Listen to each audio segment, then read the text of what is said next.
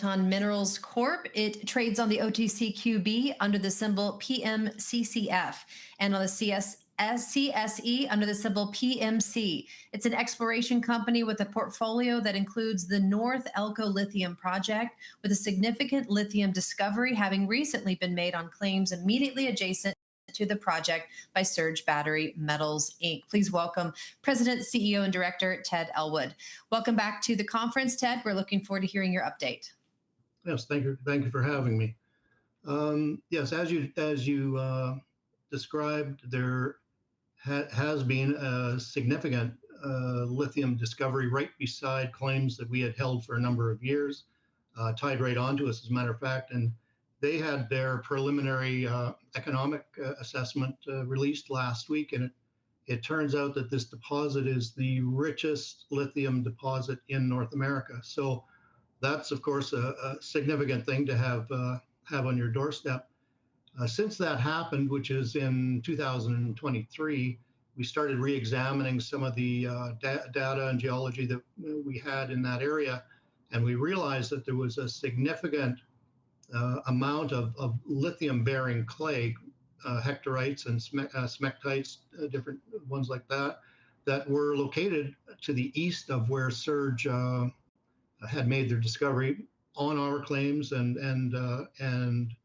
in between a few blocks that we had. So 2023 was a year of acquisition, staking. We acquired about 442 mining claims up there immediately adjacent to Surge. So that is about 37 square kilometers, or around 14 and a half square miles. Last year in 2024, we raised about $1 million for all the things that you need to do, technical things that you need to do at surface before you start spending money on drilling.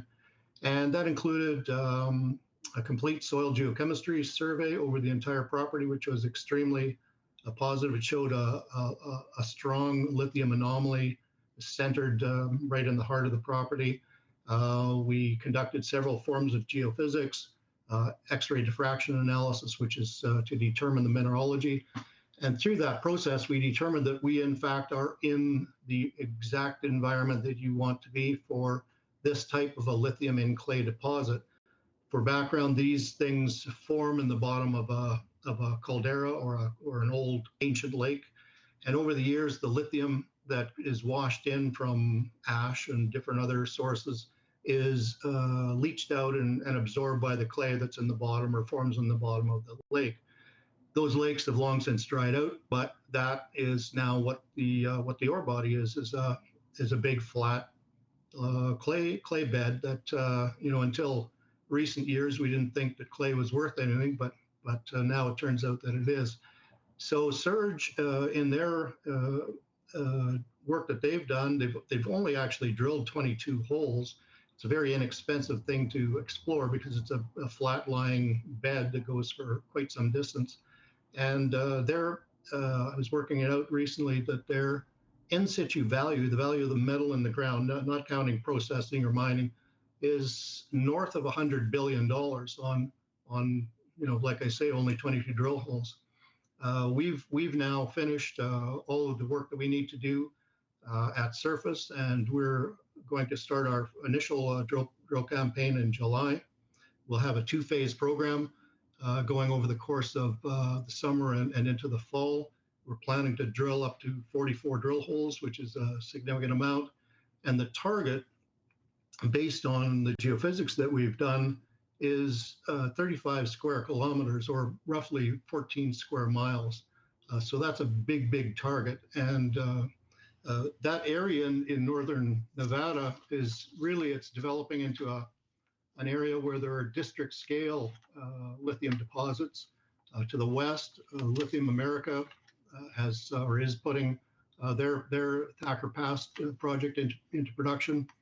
The government of the United States lent them $2.6 billion to make that happen. GM is also a partner on that project. And if you go across the top of Nevada, there's a belt that's forming that is hosting these types of massive scale deposits. Lithium America is kind of the engine on the train. They're the first Surge is the second one, and we're the third car on the train, shall we say. So that's a little summary of what we're up to and where we're going this summer and fall. Perfect. All right, let's jump into some questions. Talk about your end goal. What is it exactly? Well, we specialize or focus on exploration. We're not miners, and frankly, these deposits are probably too big for a small team like ourselves to tackle. I think that ultimately, if we're successful, if this is mineralized, this 35 square kilometer target or 14 square mile target, if that's mineralized, it's going to be one of the biggest lithium and clay deposits in the world. So, I think we'll be happy to turn the task of mining that over to somebody else. The Lithium America deposit, for example, they've got an 85-year mine life. So there'll be several generations of management that operate that mine. If we discover something similar to what Surge has next door, I wouldn't be surprised if somebody comes along like a Rio Tinto or somebody, just to pick on them and say, time for you guys to leave because we'd like this business for the next 80 years. Sure. Jaden, our viewer wants you to talk a little bit about the team. Do you have any previous successful exits? Yes, we've been involved in exploration for 30 something years. All the members of the team are from different skill sets. I'm from the financial side. I've previously been involved in nickel discoveries, cobalt discoveries, that type of thing. Had a value-added cobalt chemical refinery in days gone past. Our senior geologist has had a number of discoveries in Nevada. He's considered to be an expert in the Great Basin area of Nevada, but also around the world. Sri Lanka was a big one that he also was involved in or led on. And if your project is as big as you suggest, will you swamp the lithium market? We hope not, but GM, which has an offtake agreement with Lithium America for all that they can produce, has said that they need another 2 Lithium Americas to just to satisfy GM's own internal demand. Then there's Ford, all the battery companies, you name it. It's critical for the United States to secure the lithium supply from within the United States.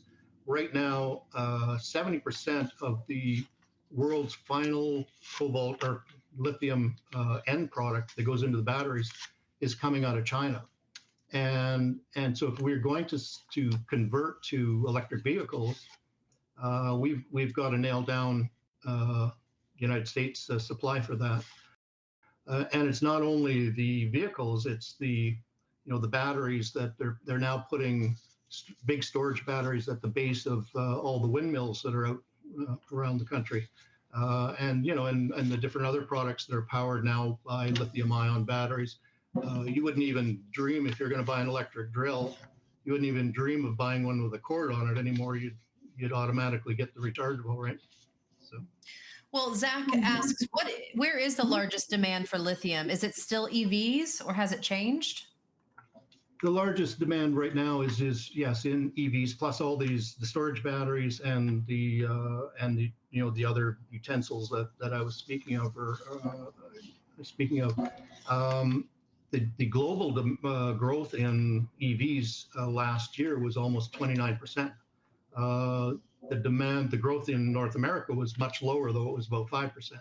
So we are adopting to the EVs at a slower pace than what the rest of the world is, but that really doesn't matter to us because that lithium is getting soaked up from those purchasers of EVs in other countries, and as time goes on, the technology improves in terms of the EV. That the take up for the consumer will be greater. We're in Canada, and our winters aren't necessarily conducive to some of the technology, but that's being worked on and is improving every year. And last question, talk a little bit about the geopolitical mining environment in Nevada. the environment for mining in Nevada is excellent. It's like the best jurisdiction that I've ever worked in. And in fact, I was at a conference in Lake Tahoe last November that was sponsored by the governor of Nevada, Mr. Lombardo. And his whole purpose of that conference was to encourage the industry to go forward. Not only the exploration and mining side of it, but also the end use. Tesla and Panasonic have built a big gigafactory there, and they're also now they've attracted the biggest lithium recycling company to build a big facility in Nevada. So it's a circular approach. And you know the other thing about Nevada, they've got I think 38 gold mines in production or something like that right now, more than probably any other jurisdiction in the world. And so when you deal with the government, the BLM is typically who we have to deal with, and for permitting, they're difficult, they're tough, but that's because they really know what they're doing. And you can rely on the fact that they do know what they're doing, and you're not having to educate, people in order to get your permits and that type of thing. That's one thing I forgot to mention, by the way, in the summary. We are fully permitted for drilling this summer. We're probably permitting-wise, we're probably good for about a year or 2 years before we have to do anything further to expand it. Perfect. Well, thank you for this update, Ted. Great news, and we hope to see you again with some more positive updates like this. Thank you. Right. Thank you again for having me. All right, everyone, we'll be right back.